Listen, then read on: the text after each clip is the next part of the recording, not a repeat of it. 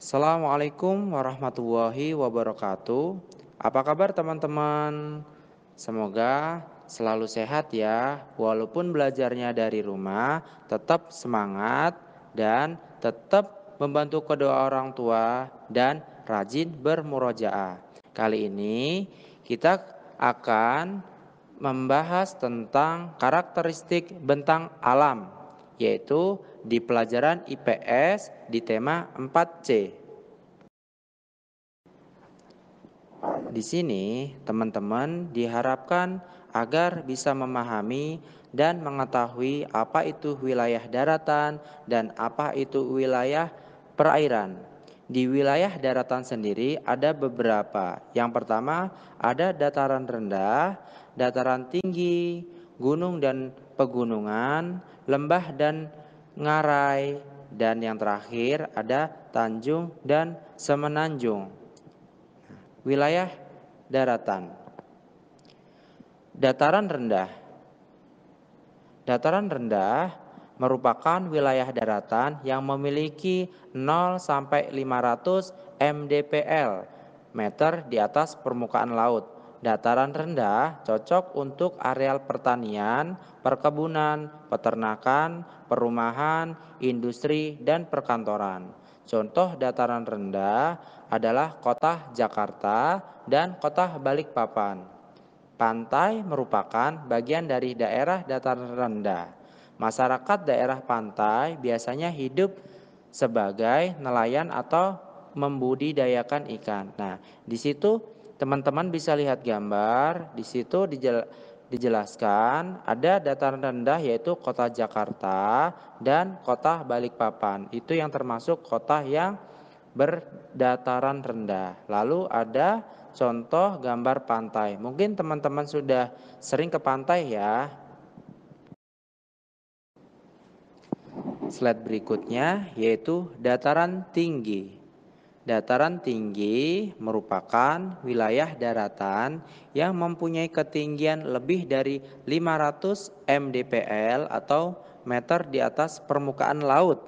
Contoh, dataran tinggi adalah dataran tinggi Dieng di Jawa Tengah. Nah, mungkin teman-teman di sini ada yang barangkali yang sudah pernah ke Dieng, daerah Jawa Tengah, itu kalian bisa menikmati dataran tinggi. Yang pertama, suhunya pasti dingin, ya kan? Teman-teman bisa melihat kanan kiri perkebunan dan teman-teman bisa membeli makanan khas daerah sana, yaitu makanan khas apa teman-teman? Kalau teman-teman tahu?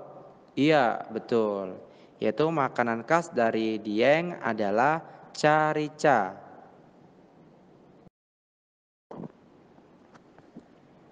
Baik, kita sekarang ke slide berikutnya. Di situ ada beberapa gambar gunung, pegunungan, lembah, dan ngarai. Nah, gunung ialah permukaan bumi yang menonjol lebih tinggi dari daerah sekitarnya dengan ketinggian lebih dari 600 mdpl atau meter di atas permukaan laut. Rangkaian gunung yang saling menyambung satu sama lain, tinggi, luas, dan memanjang disebut juga pegunungan. Nah, teman-teman bisa melihat di situ ada gambarnya, di situ ada pegunungan, ada lembah dan ngarai. Lalu lembah dan ngarai. Lembah adalah wilayah daratan yang sangat rendah dan cekung dari daerah sekitarnya. Terdapat di kaki gunung serta sebelah kanan dan kiri sungai. Contoh lembah Baliem di Papua. Ngarai ialah lembah yang dalam dan luas serta banyak digunakan untuk pertanian dan permukiman. Contoh ngarai adalah di daerah Ngarai Sianok di Sumatera Barat. Mungkin teman-teman nanti kalau sudah dewasa, beranjak remaja, bisa jalan-jalan ke daerah Sumatera Barat di Ngarai Sianok melihat lembah dan ngarai. Begitu ya teman-teman.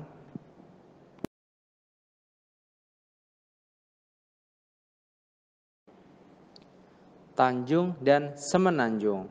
Tanjung dan semenanjung merupakan daratan yang menjorok ke laut. Nah, di situ ada contoh gambarnya.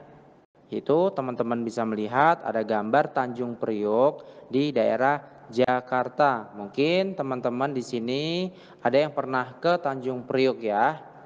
Nah, selanjutnya perbedaan antara Tanjung dan Semenanjung.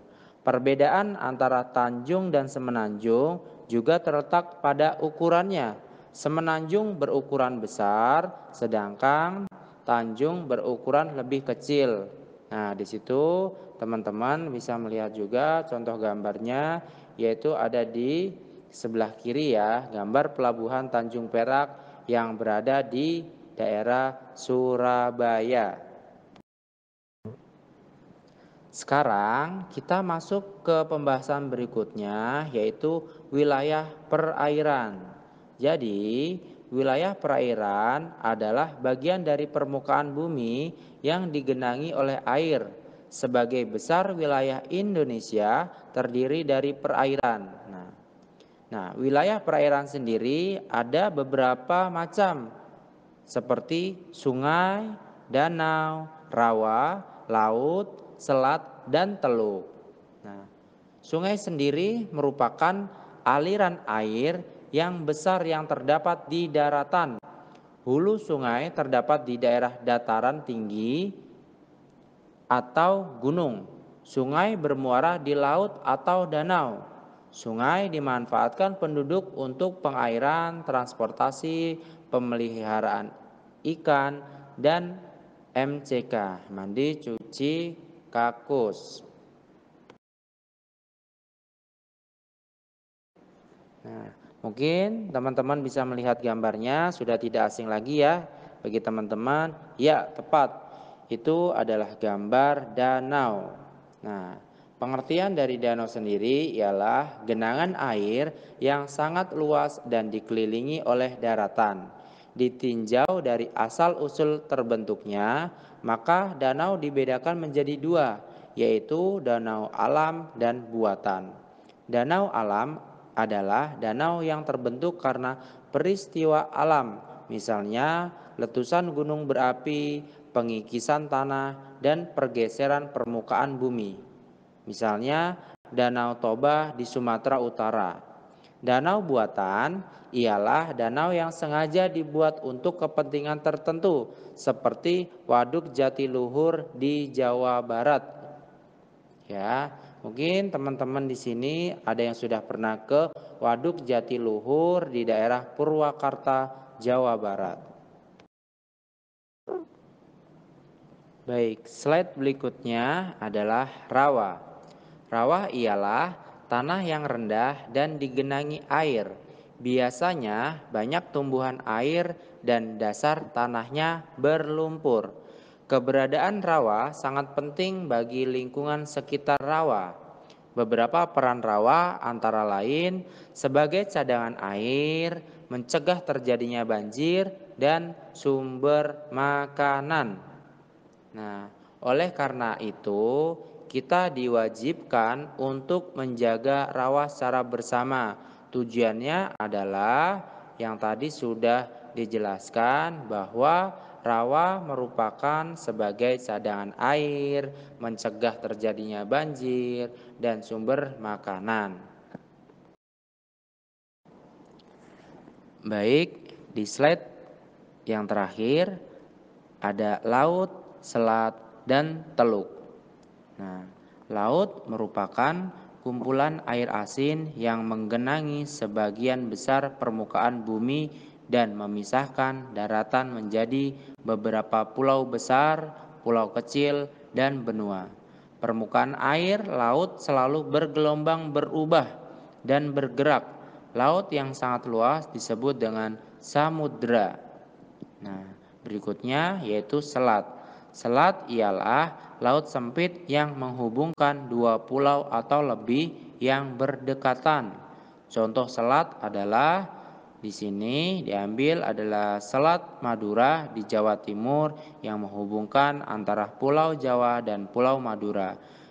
Di Selat itu dibangunlah jembatan Suramadu yang sudah kita kenal ya, jembatan Suramadu di daerah Surabaya yang menghubungkan antara Surabaya dan Madura.